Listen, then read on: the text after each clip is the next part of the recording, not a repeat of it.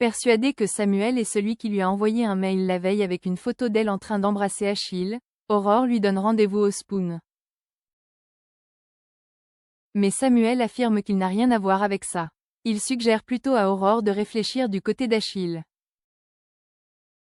Pendant ce temps, Manon essaye de dissuader son père de partir à la réunion. Ce dernier assure avoir beaucoup réfléchi avant de prendre sa décision.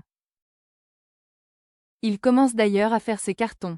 Manon le supplie de rester à 7, laissant entendre que la relation d'Aurore et Achille ne va pas durer.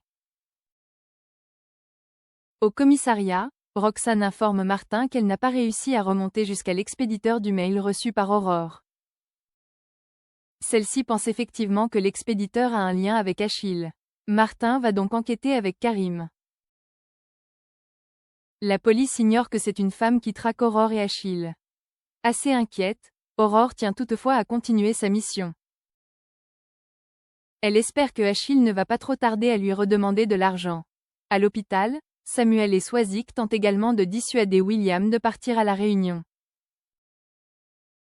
Pour éviter de débattre avec eux, William va travailler. Samuel et Swazik restent en salle de repos et réfléchissent à une solution pour aider William et Aurore. Swazik a alors l'idée de s'inscrire sur l'appli de rencontre pour draguer Achille et ainsi permettre à Aurore d'ouvrir les yeux sur lui. Le soir, Aurore décline un appel de William pour se consacrer à son rendez-vous avec Achille. Celui-ci l'embrasse longuement, ayant les mains baladeuses. Aurore y met un terme, prétextant ne pas être à l'aise. Pour rassurer Achille, elle accepte d'aller boire un verre chez lui. Mais en arrivant sur le pas de sa porte, Aurore essaye de trouver une excuse pour éviter de monter. Alors qu'Achille essaye de la convaincre, un coup de feu retentit. Une balle heurte la façade de la porte. Aurore et Achille se baissent et se cachent derrière une voiture. Aurore ignore qu'elle est dans le viseur de l'assaillant lorsqu'un second coup de feu retentit. Chez les Delcourt, Octave se dépêche de quitter le domicile, prétextant aller réviser avant les cours.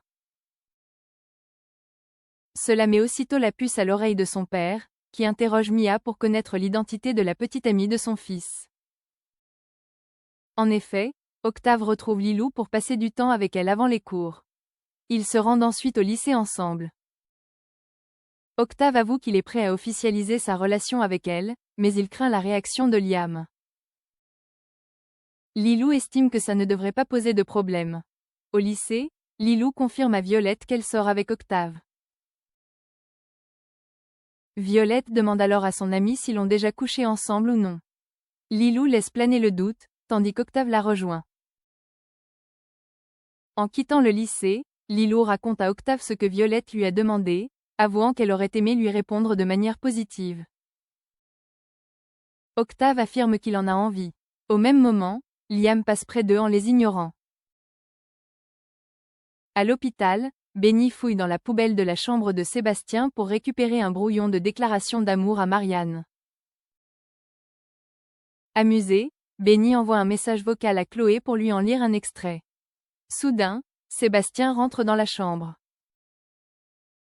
Benny cache alors la lettre dans son pantalon. Un peu plus tard, Benny raconte à Chloé ce qui lui est arrivé. Il a toujours envie d'aider Sébastien à séduire Marianne. Chloé préfère s'en charger seule.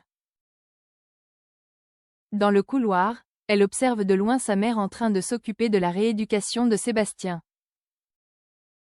En voyant qu'il s'apprête à lui remettre une lettre, Chloé le bouscule exprès avec un chariot.